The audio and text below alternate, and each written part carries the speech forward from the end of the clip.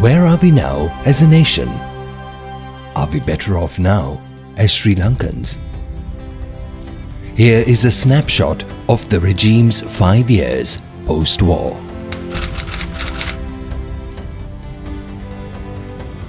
President Rajapaksa claims victory after a controversial presidential election where the final result left a question mark in the minds of millions of voters.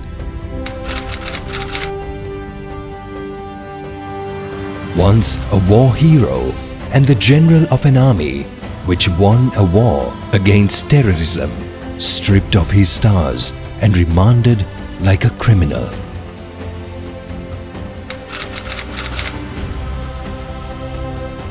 Blow on the judicial system, impeachment of 43rd Chief Justice without a proper procedure.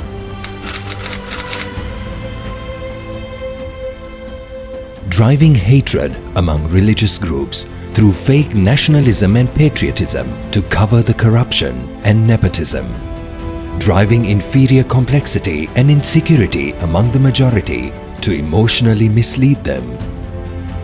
All this led to destroy the pluralistic fabric of Sri Lankan society, which the United National Party built back in 1948 by uniting all races and religions under one flag after and during independence, and has sustained and fought for ever since.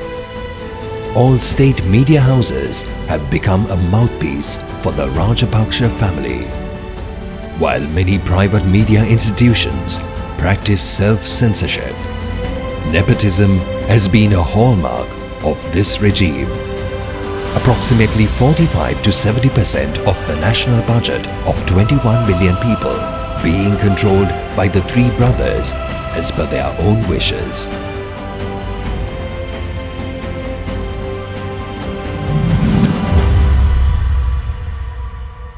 Unsuccessful 5-hub strategy of the Mahinda Chintana and failure to identify a priority sector to drive the economy has pushed a once self-sufficient nation to bow down to a casino mogul for foreign direct investment. The ever-increasing gap in distribution of income has resulted in a society of rich getting richer and the poor getting poorer, whilst the rich is confined to one family, their relatives, friends and loyalists. Incapable regime loyalists heading state-run commercial institutions, resulting in billions of losses to the government. Mihin Lanka, loss of 3 billion. Sri Lankan Airlines, loss of 22 billion. Ceylon Petroleum Corporation, loss of 6 billion. Sri Lanka is in debt and it's rapidly increasing. Since 2004, when the Rajapaksa and the UPFA regime took over during the last decade, up to 2014, per capita debt has recorded an almost 4-fold growth, putting a debt burden of 330,000 rupees on the shoulders of each Sri Lankan. The money borrowed, making 21 million people in debt for generations to come, is being used for inefficient projects such as Mattala Airport, Hambantota Port and Norachole Power Plant, which give negligible benefits to the national economy but larger benefits to one big family.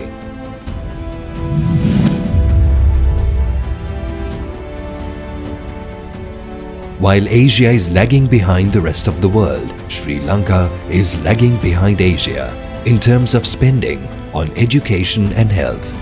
While the Asian average government expenditure on education as a percentage of GDP is at 2.9%, Sri Lanka stands even below the Asian average by spending less than 2% of GDP on education. The same is true of government expenditure on health. While the Asian average spending on healthcare is at 2.4% of GDP, Sri Lanka's spending is well below 1.5%. Making President Rajapaksa as the leader who hugged children for pictures, but as one who destroyed their future. On contrary, your party has given this nation a free education for all. The Lotteries Board, which gave money for educational institutions like Mahapula, paying for temple trees, banquets and tamashas used for political purposes.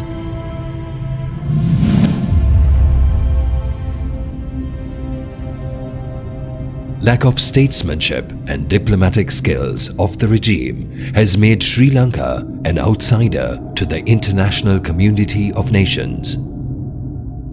Foreign service has become a family service, with 28 heads of diplomatic missions being political appointees connected to the family, out of 62 total diplomatic missions Sri Lanka has abroad, and 43 political appointments in foreign service other than head of missions. Eloquent Ambassador Chris Nones beaten up by the monitoring MP of External Affairs.